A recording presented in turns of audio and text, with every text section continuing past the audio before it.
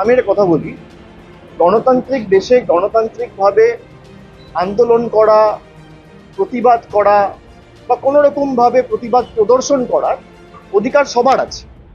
আর বাংলা বলে নয়, ভারতের যত রাজ্য আছে, ভারতের প্রত্যেকটা জায়গায় এই অধিকার রয়েছে। কিন্তু আমি কোনোভাবে তাদের আন্দোলনকে ছোট করব না, সে ধৃষ্টতা আমার নেই।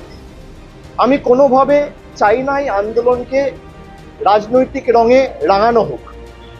কিন্তু যারা আন্দোলন করছে, আমার তাদের কাছে অনুরোধ থাকবে যে আন্দোলন কখনো হিংসাত্মক হয় না। আমি কিছু ফুটেজ দেখেছি, আমি কাউকে দায়ী করছি না, যে জোর জবরদস্তি গেট ভেঙে দেওয়া হচ্ছে।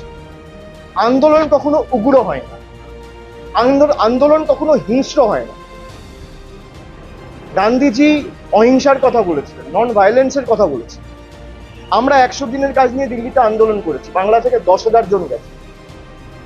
আমাদের উপর কিভাবে, এমনকি সাধারণ মানুষ ছেড়ে দিন, মানে যারা নির্বাচিত প্রতিনিধি, এমনকি মহিলা প্রতিনিধিদের, জনজাতি মূলবাসী প্রতিনিধিদের চুলের মুঠি ধরে বার করেছে। আমরা অহিংসার পথ অবলম্বন করে আন্দোলন করেছি। আমরা পরের দিন এসে রাজভবনের বাইরে ধর্ণা দিয়েছি।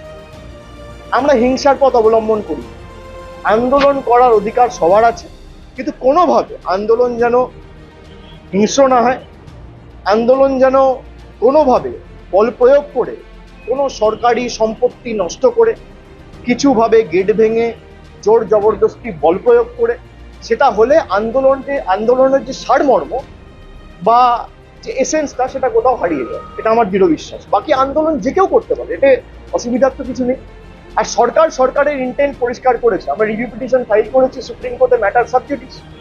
বিচার ব্যবস্থার উপর ভরসা রাখুন, আজ নয় কাল আমার দৃঢ় বিশ্বাস বিচার হবে।